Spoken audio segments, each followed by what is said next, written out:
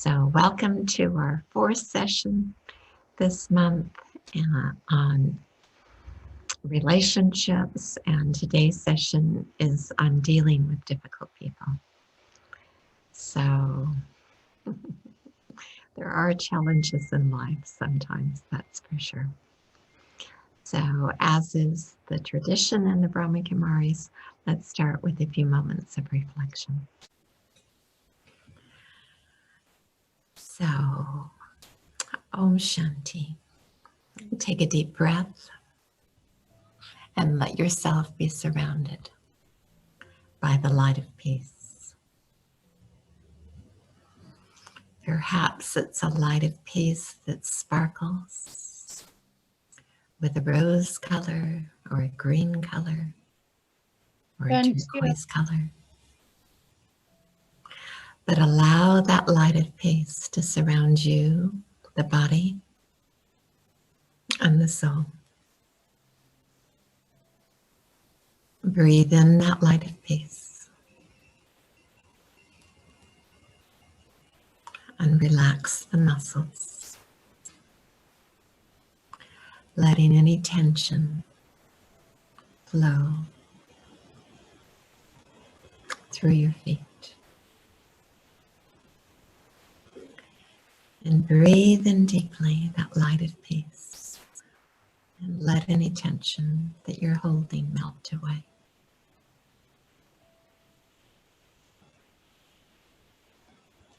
Breathe in that light of peace and let the muscles relax, filling with peace.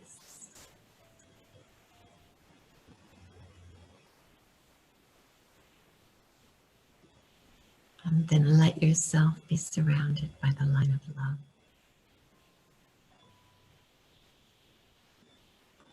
Love is such a magical force.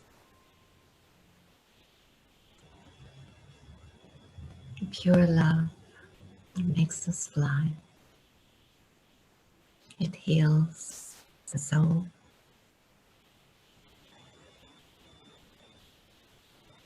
It's a treasure.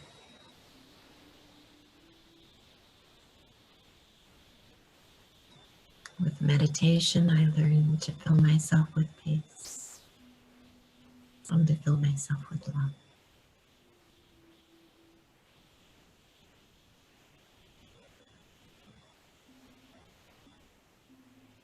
These deep feelings of peace and love,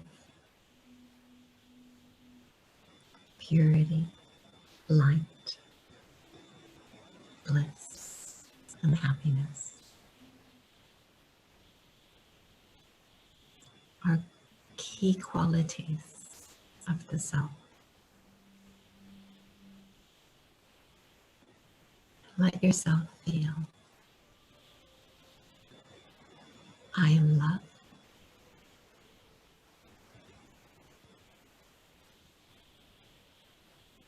I am love completely.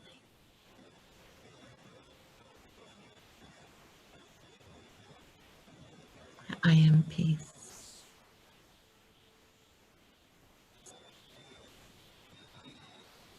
Peace is my nature.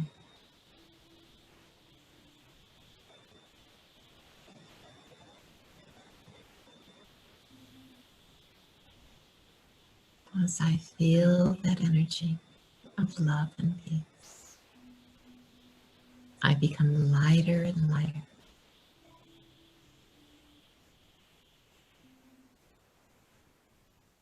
And in that space, it's easy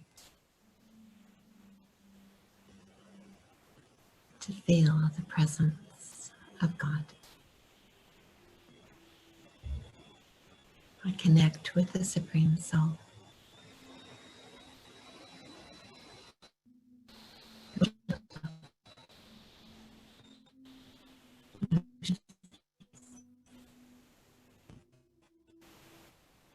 An ocean of purity. And as I experience those qualities, my strength and my happiness automatically increase.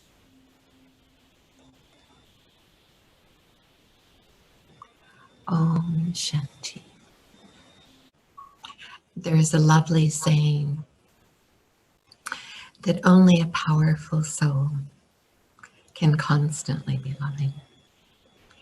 This is a beautiful saying and something I think that we would all like to strive towards. I know that I would like to do that. And I think it's especially appropriate to talk about it this session, because this session is on dealing with difficult people. Last week, we talked a little bit about balances. And one of the balances I spoke about was the balance between love and power and love and detachment. So the concept is that if I take in enough love, I can stay powerful.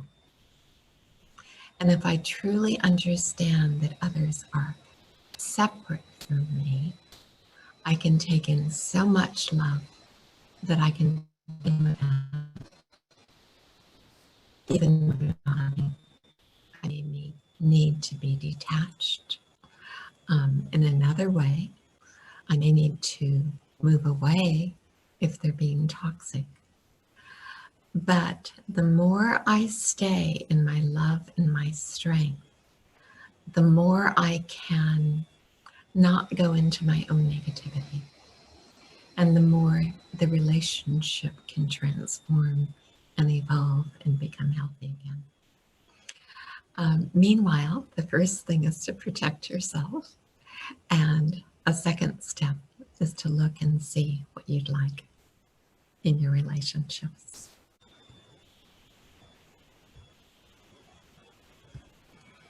So by now you were all familiar with this first slide that is coming up. And so in this first slide,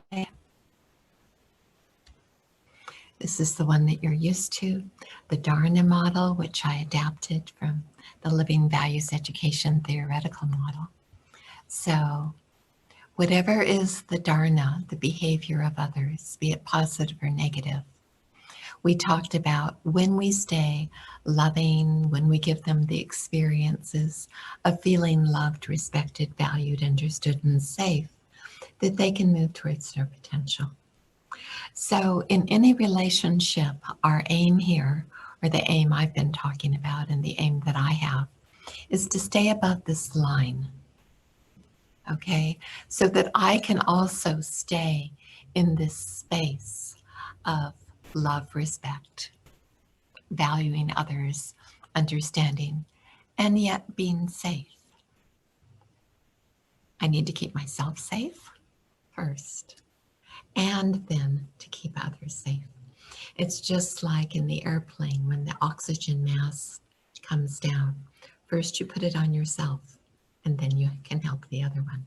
So first keep yourself safe in your love, in your power, in your self-respect, and then you can deal with someone who is not doing so well. So I think what I'd like to start with, and I think we dealt a little bit, not so, I'll do it. One of the questions I heard at the beginning that Vina mentioned was somebody asked, what do I do when others take advantage of me? So we'll deal with this before we go into anger. When others take advantage of me, think about how you feel. Why do you feel taken advantage of? Think about what is the right thing to do. Think about what you would ideally like to do. I remember many, many years ago, I was sitting with someone and his child asked him, Dad, can we do this? And she asked him many, many, many, many times. So I explained to my friend that when a child asks if they can do something, first of all, think. Think of whether it's good for the child or not, and whether it's possible for them or not, and then reply. Otherwise, the child will continue to ask and ask and ask, and they will learn that if they keep nagging the parent, that they will finally give in. Well, this is sometimes true for adult relationships. So when an adult asks you to do something and you know that you aren't okay to do it, think about your feelings. And if you're not okay to do something, if you feel like you're being taken advantage of, then give yourself a little bit of space and say things like, let me think about it. Can I get back to you on that? I know I can't do it this week. Let me get back to you about it.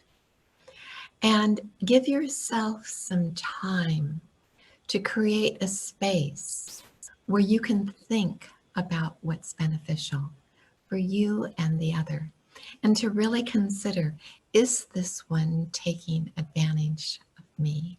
Or does this one have a right on me? And is it my obligation of love to do this for this person?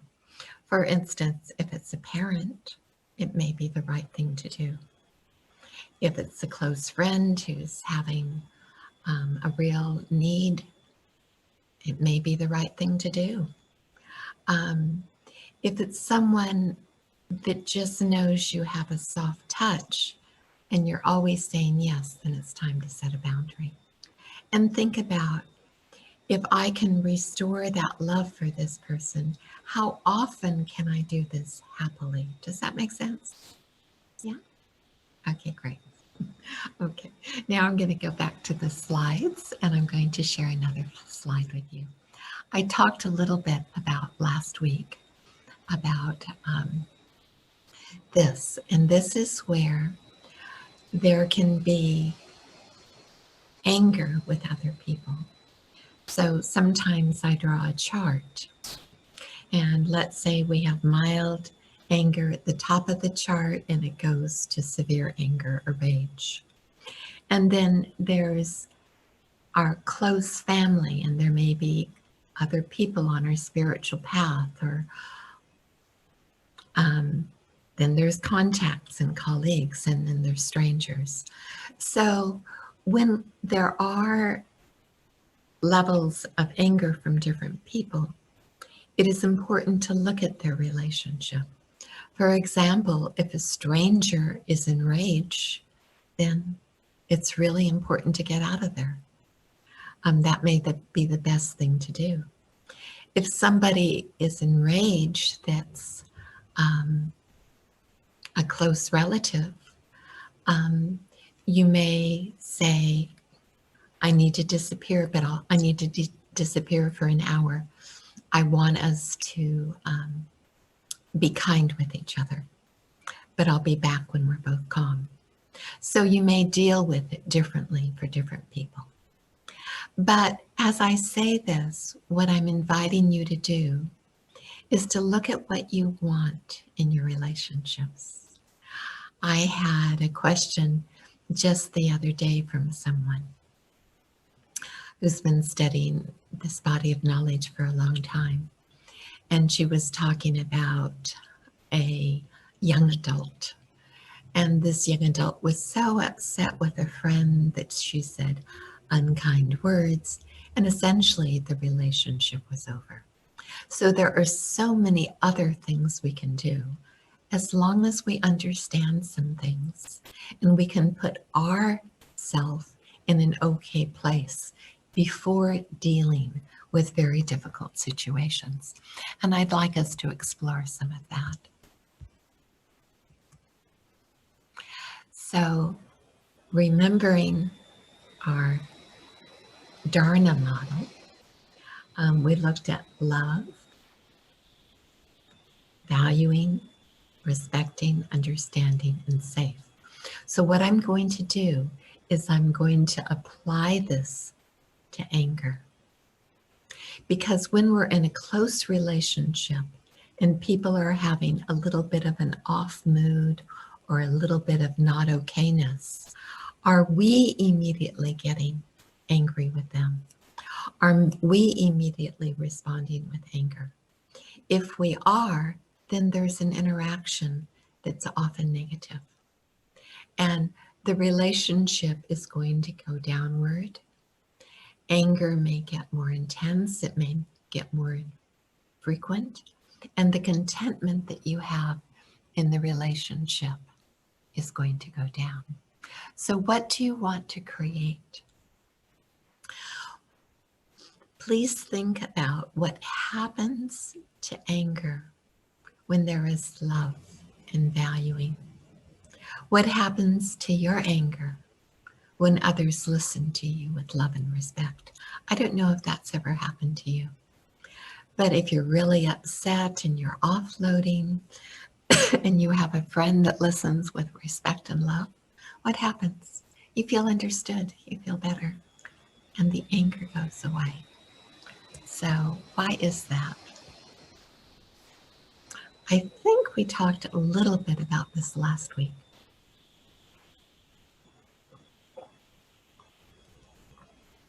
Anger is a secondary emotion. Hurt, fear, shame, or feeling unsafe are under anger. And then under that, there's your natural positive qualities.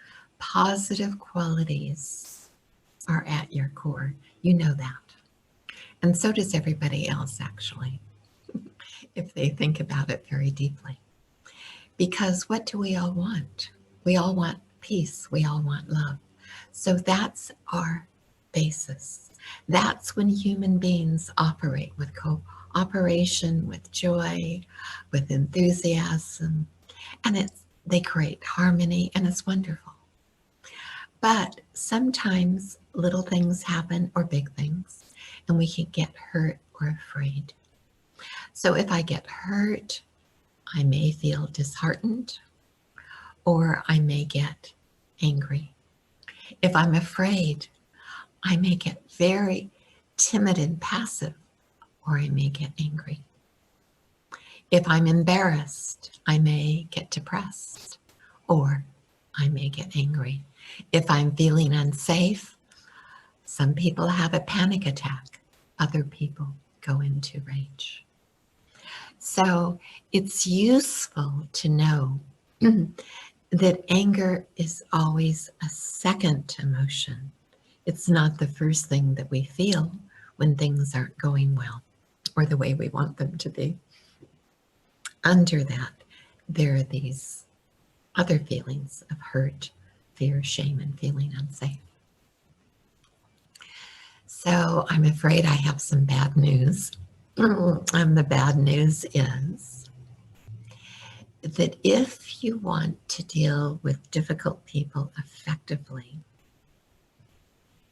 in your life, probably the most effective thing you can do is to deal with your own anger and to gain more knowledge, as you are doing now. But if you find that you are angry, stop, breathe slowly and deeply. Perhaps count to 10 or count 1, 1, 1, 1. The purpose is to stop your thoughts so the adrenaline isn't activated. Connect with God so you can have the power to pack up your thoughts of negativity and reaction and fear and hurt and go into peace. So the first thing, if you start reacting, stop. Don't think, by doing some of these things, such as counting or going to 10, and reach out and connect with that peace. And then accept yourself as someone who is experiencing anger. And ask yourself what's under your anger. Are you hurt? Are you afraid? Are you feeling unsafe? By lovingly accepting your own self, you automatically calm down. And you can think about what's happening in an incredibly different way and a much more beneficial way. So then you may want to comfort yourself, take in healing light and self-respect from God, and then give yourself some time. Think about whether you need to communicate with the person who acted as a trigger. Or is it a matter of simply looking at your own virtues and developing more self-respect? So those may be words to some of you. I hope some of you can think about, can connect it with things that have happened in your life. And so let me give a couple of examples as I go into this loving and valuing part. I don't know if you remember, but I talked a couple of weeks ago about how one researcher looked at anger and in couples, and how there needed to be 5 positives to 1 negative if the marriage was going to survive.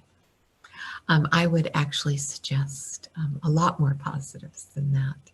And I would like to suggest that the negatives not be negatives, but reality-based discussions with genuine care and respect.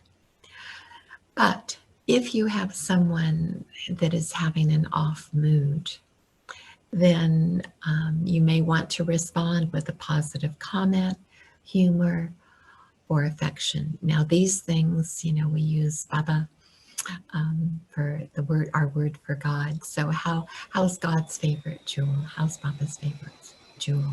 Or it's always good to see you.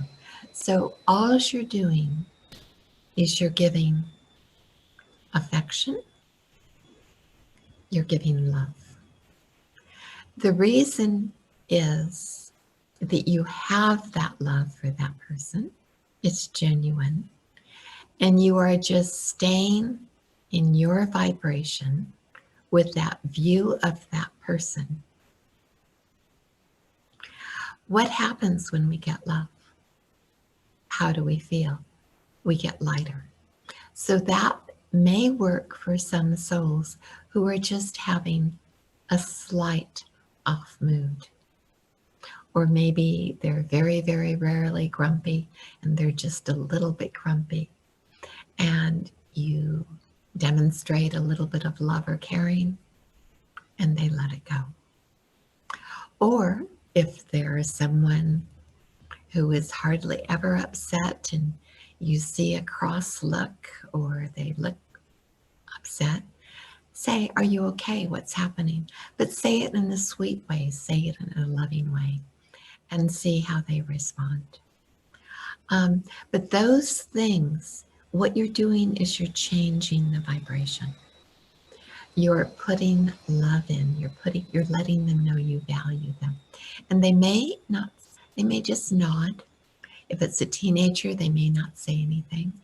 If they're a colleague, they may register it with their eyes, and or they may talk to you. But they know they're available, and they know they have someone on their side. And that sometimes means the world to people. Another thing is actively listening. And so active listening or actively listen, things like you seem upset, you sound angry. I'm going to give you a couple of examples of that. Active listening is the most incredible tool and the most underused tool for relationships in the entire universe. Um, One of my favorite stories about active listening is when I worked in a gang school, and there was a gang parent who was very, very angry and yelling at the secretary. And since, I had a position at the school, and I knew that anger was a secondary emotion and not a primary emotion, it was quite easy and no problem for me to simply go up to him, reach up and tap his shoulder and say, "You seem upset," or "You're concerned about your son." I think I said, "You seem really upset." And he goes, "Yeah." And I said, "Would you like some help?" And he said, "Yeah." I said, "Well, follow me." And he said, "Okay." But he immediately stopped yelling when I said, "You seem really upset." Um, I've used it with so many times. And what it does is when you recognize that primary emotion, it really brings you down. Okay, is it true that saying "you are okay"? So I'm going to look at that chat because I can't hear you. So is it true that saying "are you okay" or "you sound angry" might make the angry person angrier? Um, I guess it really depends on that person. But it really depends mostly on how you say it. Now, when I went up to that one parent, he knew I wasn't afraid of him. So I had a different vibration, and I was genuinely concerned about him and about the secretary. I knew he wouldn't be there if he didn't care about his son.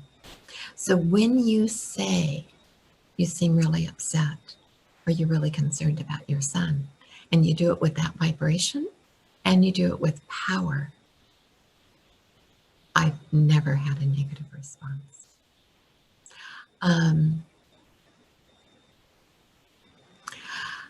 I remember with children, active listening can be wonderful. Once I was with my great niece and she was crying because I was leaving. And, I could have said, "What are you doing crying? We've just spent 2 hours having fun together." So I could have shamed her, which would have been below the line, and made her cry, which would have caused her to cry more and to feel hurt and misunderstood and not valued and not loved. But when she cried and said, "I don't want you to go, I don't want you to go," I just said, "You really don't want me to go?" And she just sort of decreased the decibels and nodded. And I said, "I love being with you." Because she was already not as upset. So I could say, "I love being with you, but Aunt Diane has to go home. How many kisses do you need to hold you over till I see you again in 2 weeks?" So she thought very seriously and said, 5. I said, "Okay, so I'm going to give you 6 kisses, and that'll hold you over for sure." "Okay?" And she goes. So I gave her 6 little kisses, and a minute later, she was happily at the door waving goodbye. So transformed by just one sentence. With some people, it will take longer. If people don't sense that you are genuine, they may react negatively. With teens, if you're actively listening and you name the wrong emotion, they can get angry. So you have to be very careful about naming the wrong emotion, because otherwise they might say, "Well, I'm not," and give you a hard time. That can even happen with adults. So first of all is your own consciousness, your own attitude, your own intent. If they tend to react to anything, you don't want to chance it, then say,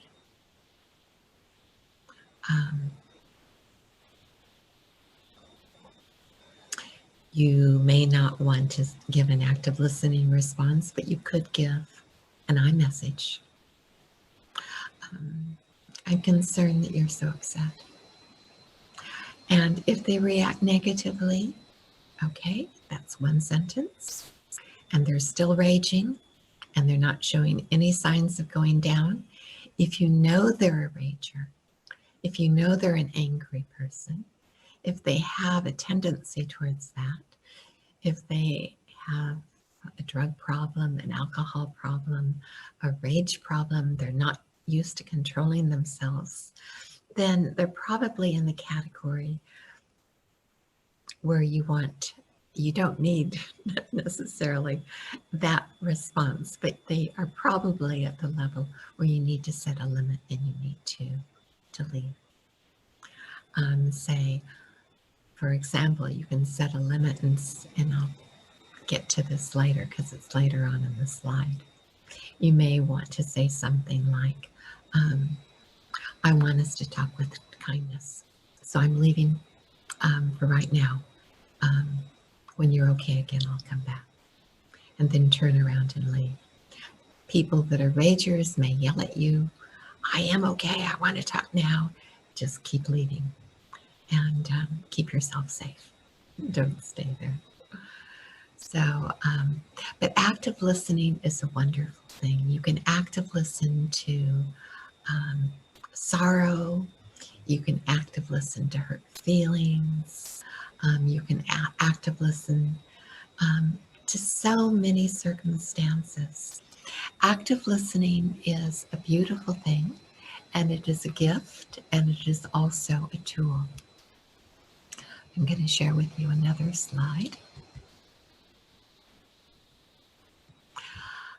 Active listening is a gift because what you're doing is by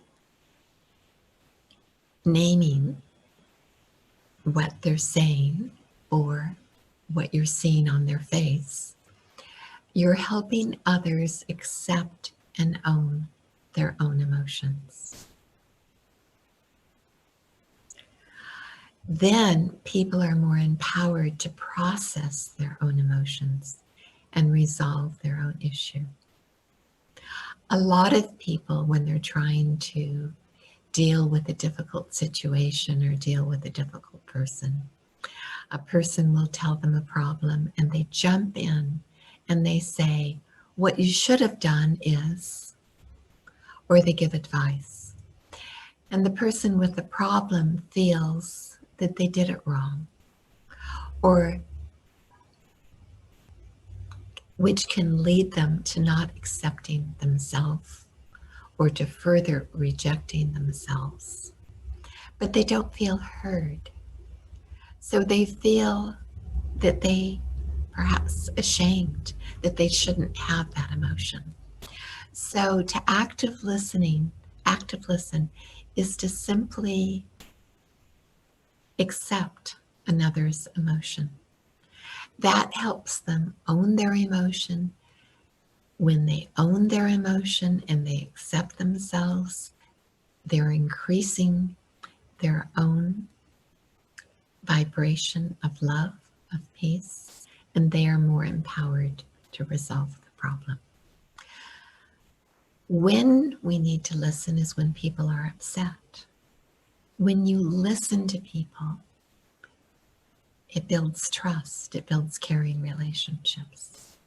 It helps people learn in a natural way that hurt feelings and fear are under anger.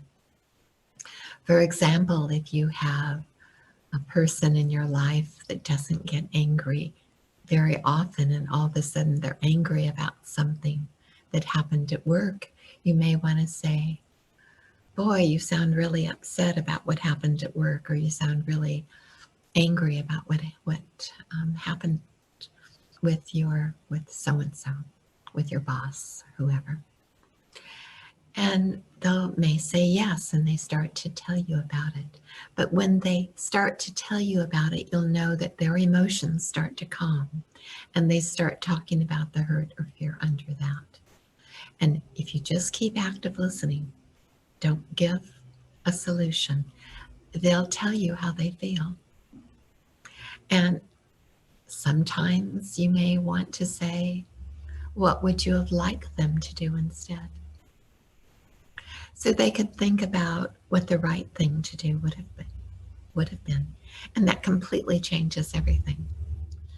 But those people will probably talk to you more, because everyone's more comfortable talking to a person who listens instead of blames. But it makes the relationship closer. Sometimes with spouses or with friends that may complain a lot, or with teens, or with whoever, with colleagues, sometimes people offer a solution because they don't want to hear it anymore. But usually it doesn't work so well. Sometimes it does, but actively listening first allows them to feel understood. And then if they don't come up with their own solution, then is the time to offer one. Active listening is also a tool to create acceptance and understanding when people are hurt, upset, and angry. It diffuses anger, What you're doing is creating a sacred space for hearing another person. You're honoring another person. This is an act of love to listen. And it allows us to avoid slamming the door shut on communication, be it for another adult or for a teen. So what is active listening? It's accepting another's feelings. It is understanding. It is compassion. It is not agreeing. It's done by reflecting the emotion and or the content and listening with your heart. Active listening deserves hours, but I would invite you to read my chapter on active listening in a parenting book. It's called Nurturing with Love and Wisdom, Disciplining with Peace and Respect, A Mindful Guide to Parenting. Or if you don't want to read about parenting, you want to read about active listening with more adult examples, you could read another book called Living Values Education Training Guide. There is a chapter on there in active listening. You can find these books on Amazon, but the parenting guide is either free or 99 cents in ebook form. I made it free or 99 cents max so that anybody can afford it, because it's so important, this skill. But if you like, maybe we can arrange another session on active listening, either in Seal Beach or in LA. But examples can even be happy examples, because all you're doing is you're reflecting emotions, such as you're happy right now, or it looks like you're concerned about something, or your feelings got hurt when she said, so you felt such and such when such and such. So active listen when other people are sad or upset or angry, when they own a problem. Not necessarily when you're having a conflict. When you're having a conflict, it can be step one, but when they're having a conflict, it may be step 1, 2, and 3, with maybe an ending comment at the end that's positive, or perhaps help with a solution if they need it. So these are some of the options when close souls are angry. And again, look at what you want. Now, if their anger is a little bit more intense, you can do the active listening. Or if they're, let's say, a colleague or somebody that you're meeting in a business meeting, and perhaps they have a different political opinion, which is very common nowadays, or maybe they have some racism, maybe some prejudice against a certain group of people or a different religion, then you may want to say something to disagree that is benevolent, such as the whole world is my family. Or I wouldn't enjoy the world so much if we were all clones. I love the richness that different races and culture give to us all. So, staying again in your love, your self-respect, your power, and coming up with something that's beneficial for them to hear, to maybe open a small window into a more benevolent way of being. What are we trying to create? What do you want to create in your relationships? So these are all important things. So it says on the slide, respecting from a place of peace and strength, a balance of kindness and firmness. And this balance of kindness and firmness,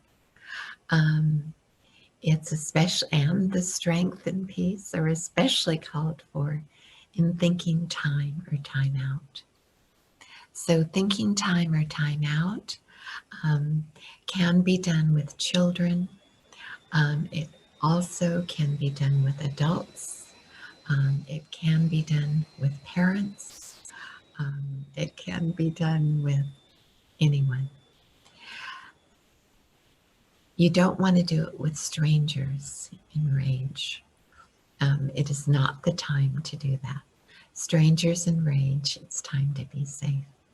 But a call for time out can be done, let's say that you and a coworker that are together so often.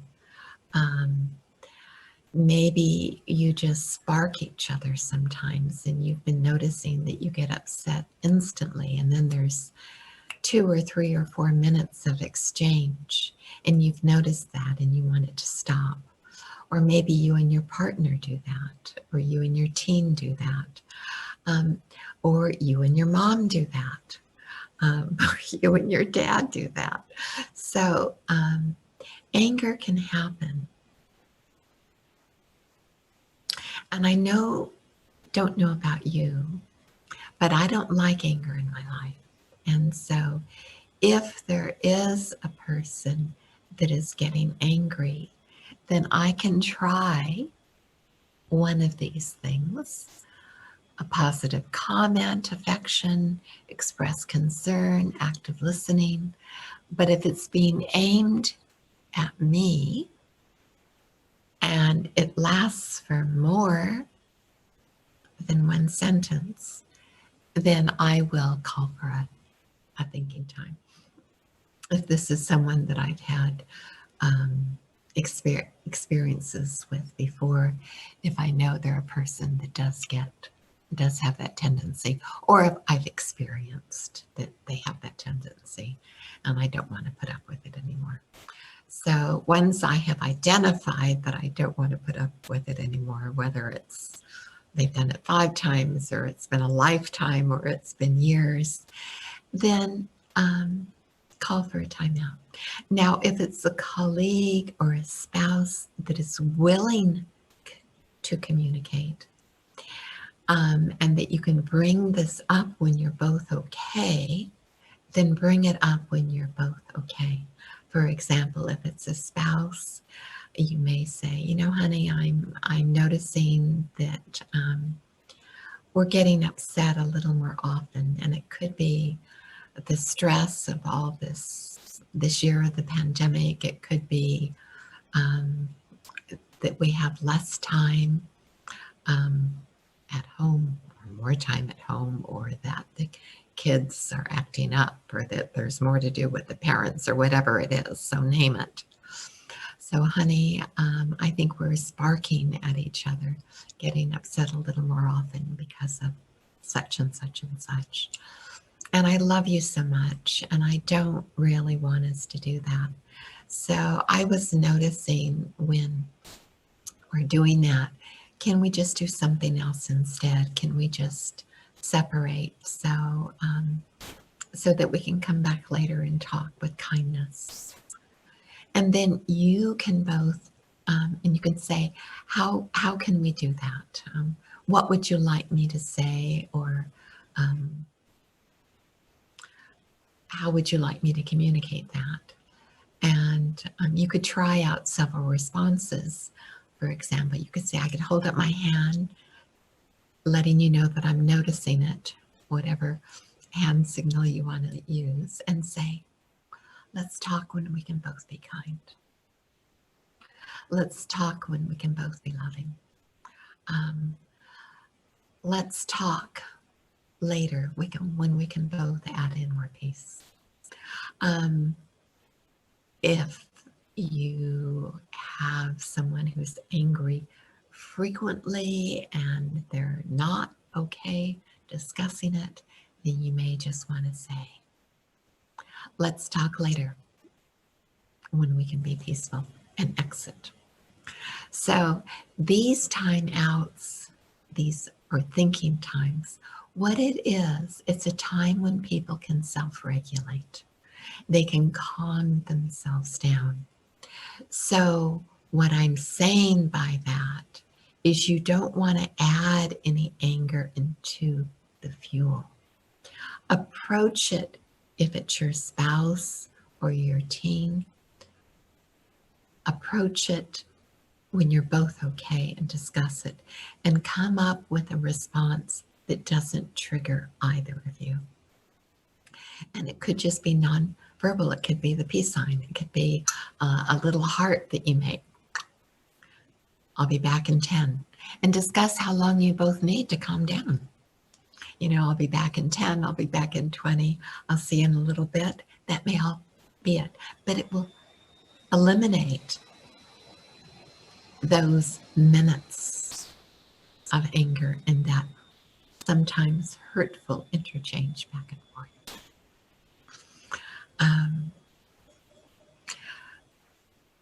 I know I had a dear friend, and this friend was so angry about something, not with me, but with relatives, and was talking in a very angry way.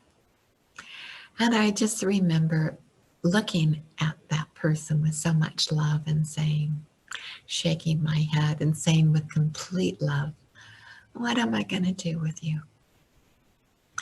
And what was interesting is that person was able to take that love and completely let go of the anger. That was what was interesting to watch. I was a bit surprised. But again, it's the caring, it's the relationship behind it. So when there is anger, it's really important to deal with ourselves first. You know, when they're angry, deal with ourselves first. When we get angry, deal with yourself before communicating. Accept your emotions. We'll talk about some healing things next week in our last session. Wait to communicate until you can communicate from a space of caring and respect, knowing that you want the relationship to be even better. Maybe do a forgiveness exercise. We'll do that next week too. Do a forgiveness exercise until you can forgive yourself and them. So many, many things, but don't approach the situation until you're okay. And perhaps sometimes your feelings are hurt, or you feel not respected, or you feel sad. And that may be a time to give an iMessage.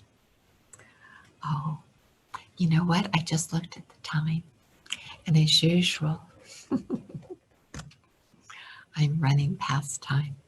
So I'm going to stop there. No, I'm not. I'm going to give you one more minute with this slide. If they're even angrier than that and nothing's working, and it's a relative or a spouse, or it's in the family, 4-step correction process, and then set a firm boundary, or if it's with some people, a consequence. We don't have time to go into examples in this session. And then keeping safe, exit. Leave if it's a stranger, but always leave if it's if you're in danger, always. But the art of distraction is interesting, and sometimes, I don't know if I recommend it, but I have done this when others have been in danger. And it's actually a method that some police departments have been trained in. And I wish more were trained in this. But it's a lovely thing. And the art of distraction is where policemen can be, policemen are most often killed during domestic violence disputes. And so this one police department trained their officers on the method of distraction. I call it the art of distraction when I teach it.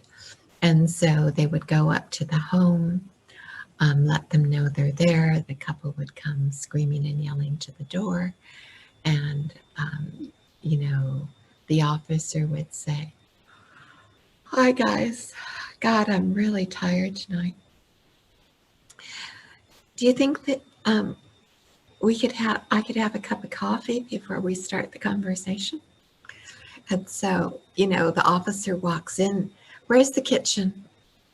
Actually walks into the kitchen and starts rummaging through the cupboard looking for coffee until one of the people that are arguing stops and helps him or her make a cup of coffee. So this is quite unusual.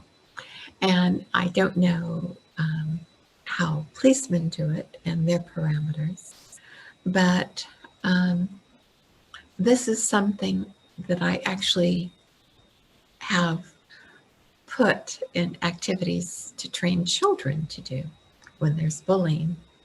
So when someone's being bullied and they just want to get the person away, if they're being bullied by another peer or by an adult, they can go up and interrupt and get them away and say, "Hey, your mom's really yelling for you to come home," or "Have you seen my iPhone? I think I've lost it. My dad's going to kill me. This is the 3rd time." And just completely distract them and get them away, get them out of that vibration, or get the kid out of that setting. But I know that I actually did it once in my hometown, in my town here, in my little town where I live, in this beach town. And there was once a fellow in a big white truck who was yelling at 2 men of a different race in a small white sedan. And so, I don't like people harassing people. So it was a white guy in the white truck, 2 black men in the small sedan. And I really didn't like what I saw, so I thought I'd use the art of distraction. So I just walked out in the middle of the street between their two cars. And the guy in the big white truck took, because I was opening my mouth to say something such as, do you know where 12th Street is? Like I hadn't lived there for 20 years, and took off. And then I put my hand on the arm of the man in the small sedan, and I said, are you okay? And he goes, yes, God bless you. It was a nice moment. So, you know, distraction, whether it's, you know, because it can avoid violence. But I wouldn't recommend it unless you're really, really comfortable doing something like that. And so I don't recommend it. But I had to play that role at different times in my life because of my profession. But I've also done it just as a person who cares about other people. So there's so many things we can do because people do have anger nowadays. There are people that are prejudiced in the world. So if we can come up with benevolent responses or a way to help people get away from it, to help a situation not escalate, but to de-escalate, can be very, very careful. So number one, love. Number two, keep yourself safe. And I will send you these slides. Now, are there any ending questions? I can hear you now. My mic is off. So if anybody would like to ask any questions, we can do those for a minute or two. So I have a question. That today's topic was a difficult person. And does this apply to general problems, or does it apply also? I mean, how do you differentiate with the difficult person, which is more difficult than the normal people, which may be different? Would you care to tell us about the situation? No, I was just going hypothetically because from the topic, today's topic was a difficult person relationship with a very difficult person. So I was just wondering, how do you separate? Well, very often the difficult people in our life are angry people in our life. So I chose to deal with that kind of difficult people. And in terms of the other kind of and we talked about people that may try to take advantage of us. Yes, there are different kinds of difficult people, but it depends on what you find to be difficult. So those, you know, if you have a specific question, I'd be happy to answer it. For example, there's many kinds of difficult situations with people.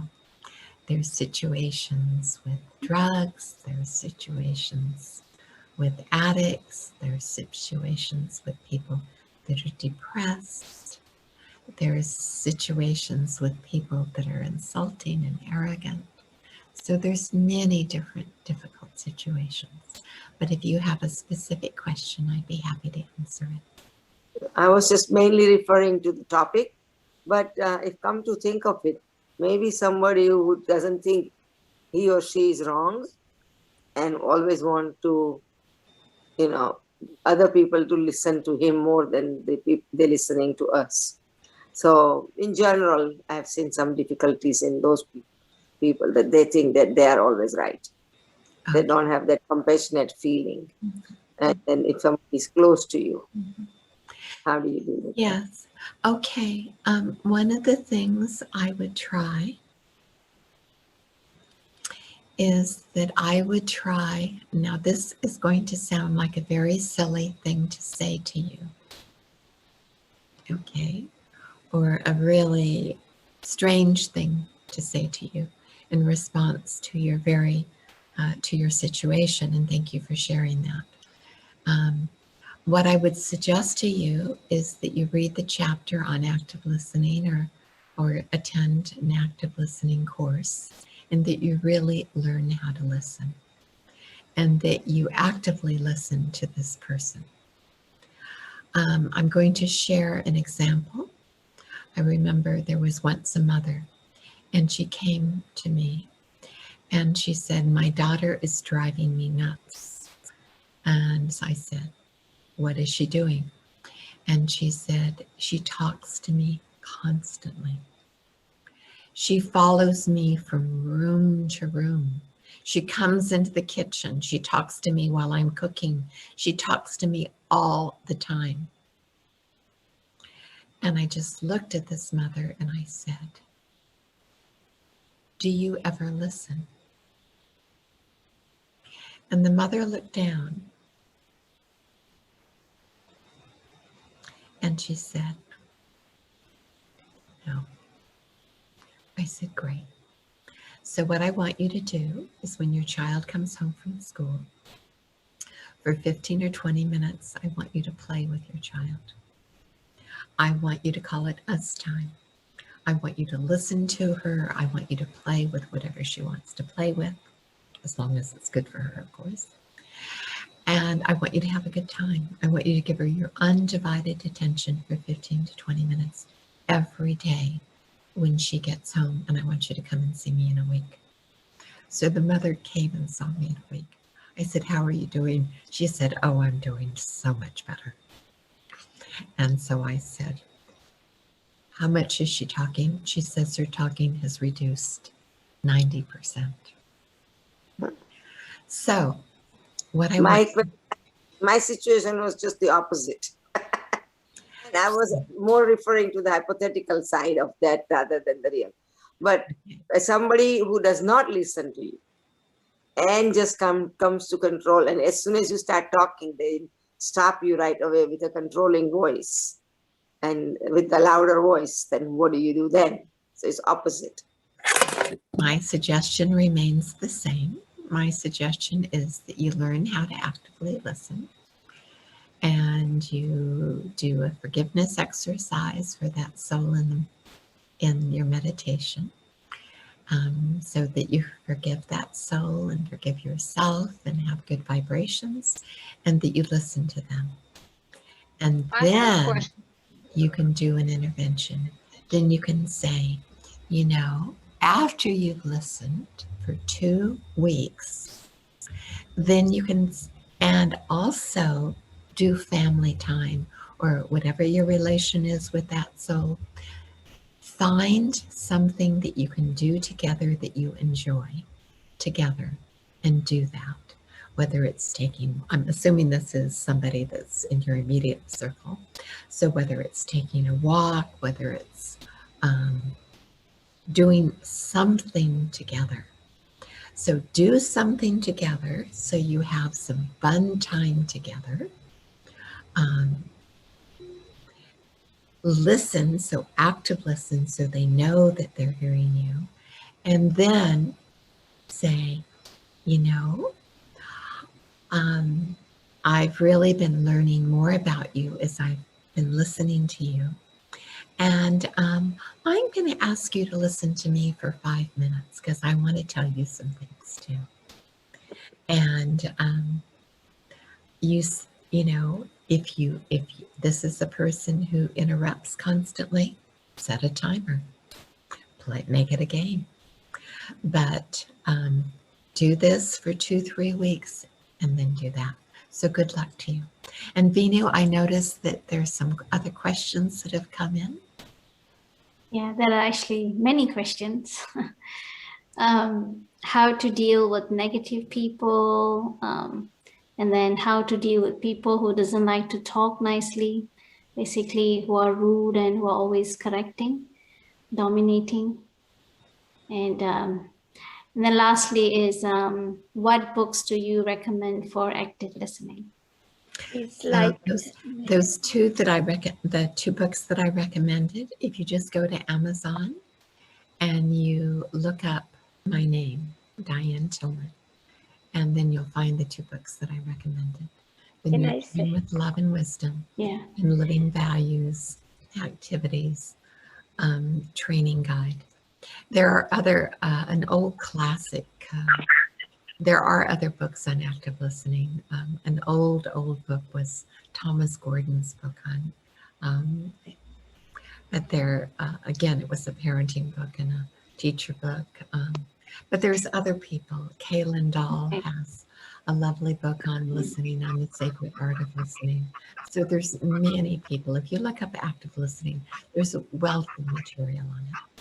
Okay, so there's somebody raising their hand. Yeah. In Indra? today's session, you said that, or there was written on the screen that see the God in everybody and love everybody like your family.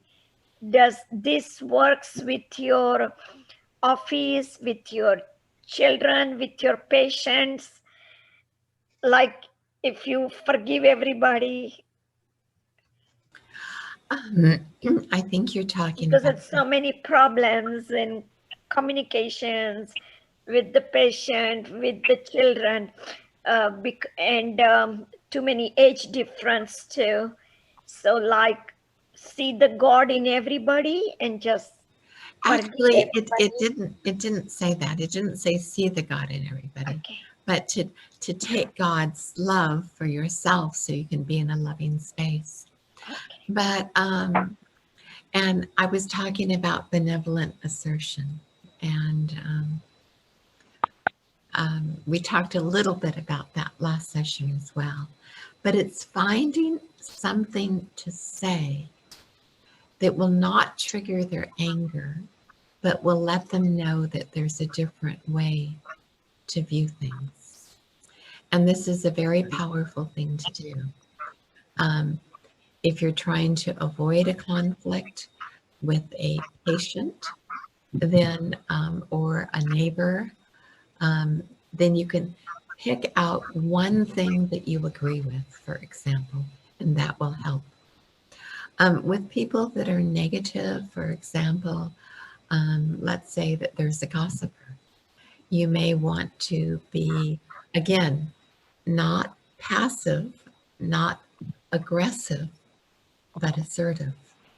And you may want to say something like, you know, I'd rather not talk about negative things. I know that they're out there, or if they're if they're, you know, a person that likes to list all the negative things happening in the world. But if they're a gossiper that likes to run down people, you can say, you know, I'd rather talk about her positive qualities because I see a lot of the effort she makes.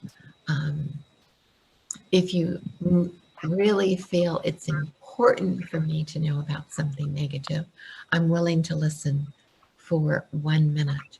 But unless it's really important for me to know, I'd much rather talk about her positive qualities or about something else positive.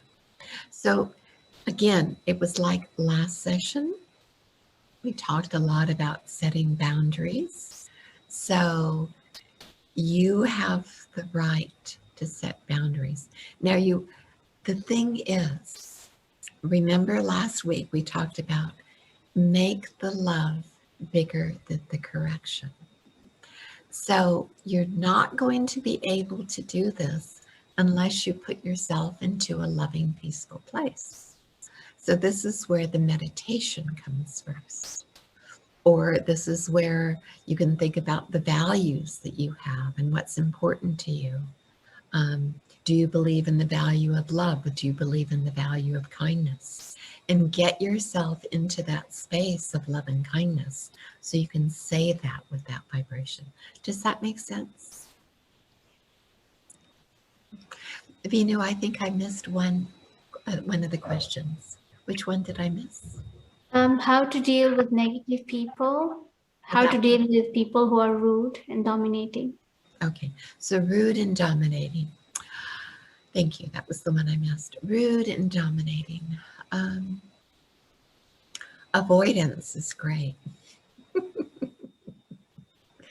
You know, when people are rude and dominating, what I do is I go into my humility and self-respect. I remember once I was at a program and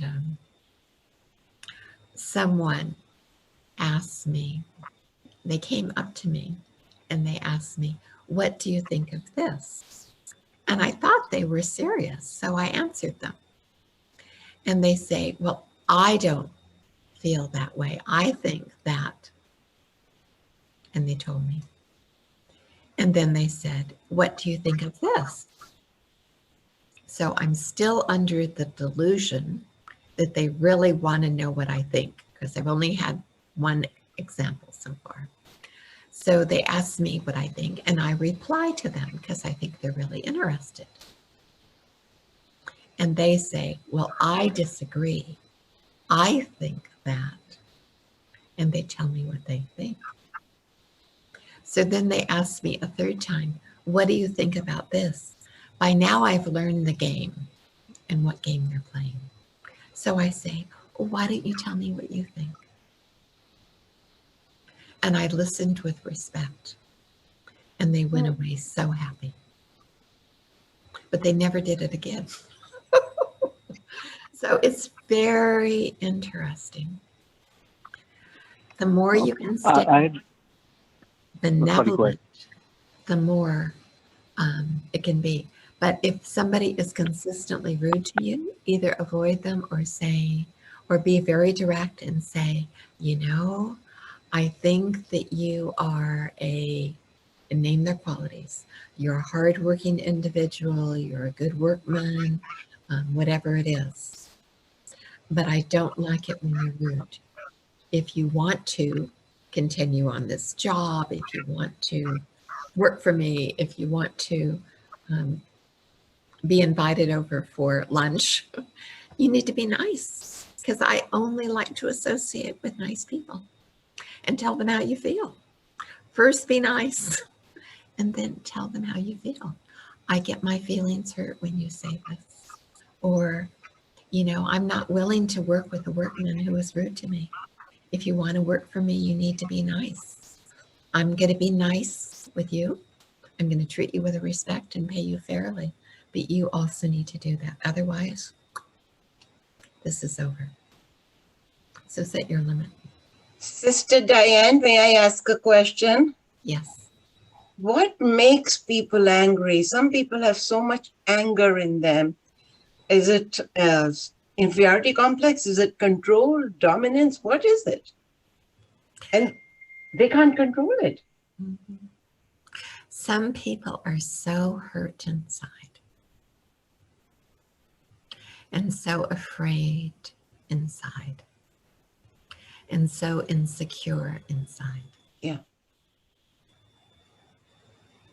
So the ones that are rude and the ones that are arrogant, you know, they're desperately wanting some love. They just don't know how to get it. But it's really, really beautiful how even those people can change. But when I have someone that's rude to me, I call them on it. I use the 4-step correction process in a very loving way, but a very firm way. I tell them their positive qualities, what behavior I don't like, the benefits of doing a new behavior, and then I offer to come up with a solution with them. But it works like magic. It really, really does. And those people that I've done it with, they have never been rude to me again. So this process is also in the books that I talked about.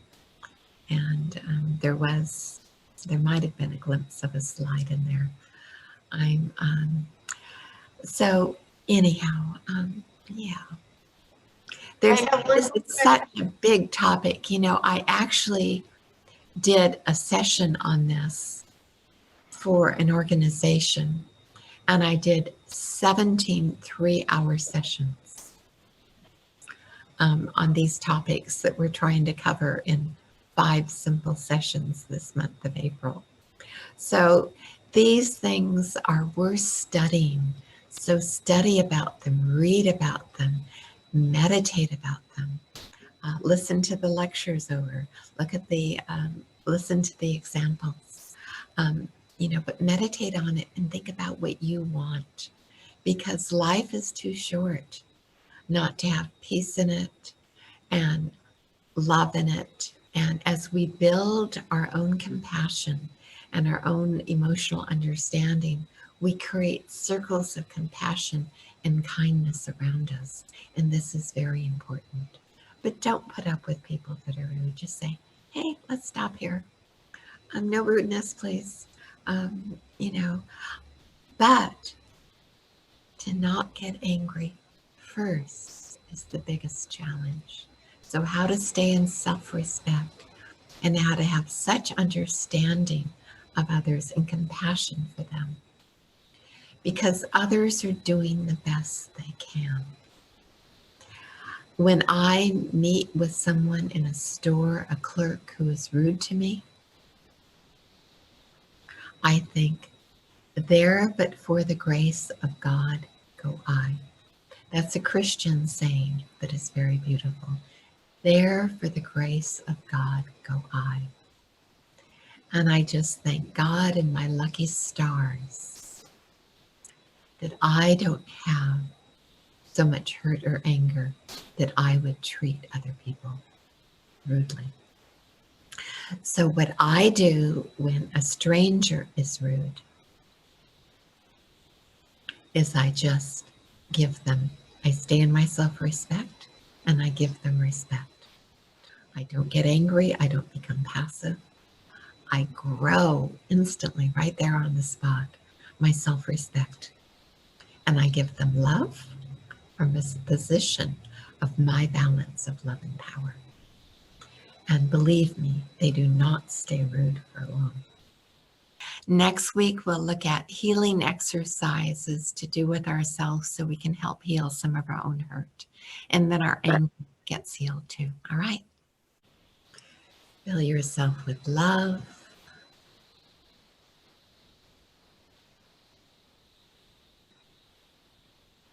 And peace. And know that you are a powerful soul.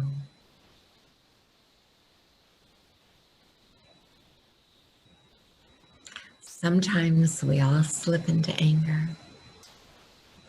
But what do we prefer? Harmony and peace and love. Others slip into anger and we don't like it because it ruins our harmony and peace and love. So let me download from the highest one, peace and love. And look at what I believe. Look at what I value. I will create peace. I will create love. And the more I create that around me, the more it will surround me. The more I create that in my life, the more peace and love will chase me like a shadow. So enjoy your peace, enjoy your love. Increase it in every moment you can. And in your difficult relationships, think, can I do something with that person that is conflict-free? That might be something that we could both enjoy. Om Shanti, good wishes everyone.